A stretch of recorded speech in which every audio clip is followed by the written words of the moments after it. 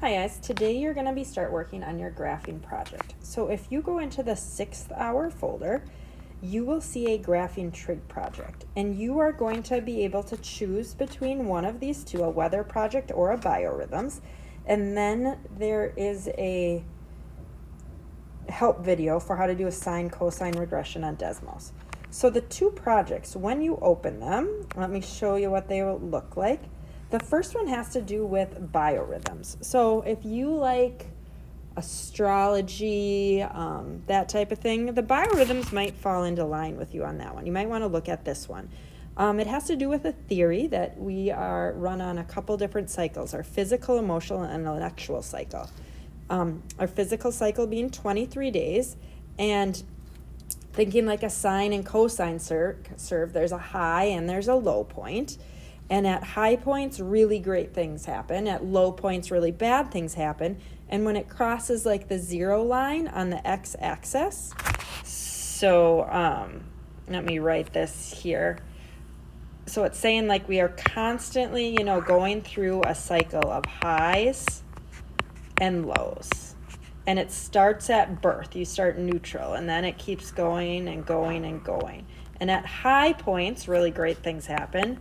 Low points, not so much. And where it crosses the x-axis, these are called these critical points. So in this project here, what you're going to do is you are going to graph and figure out equations for your biorhythms. And it walks it through step by step. You have to figure out how many days you've been alive, and then you'll figure out what day on your cycle it is. And then it kind of walks it through here. How do you find where those critical points are? Well, obviously there's the 4, so as you can see we're dividing it by 4, and you can follow it step by step here. The other project you could choose to do is the weather project. Oops, let me find this again. What did I do there? Let's go back. And it is the weather project. So in the weather project here, what you are going to do is you're going to be choosing 6 different cities, and you're going to obtain the yearly temperature chart. And you're going to make sure to use the average, and then you're going to graph this, and you can graph it on paper here. Use a calculator Desmos to find the regression line, because you'll know temperatures, they follow like a sine curve too, with highs and lows. So again,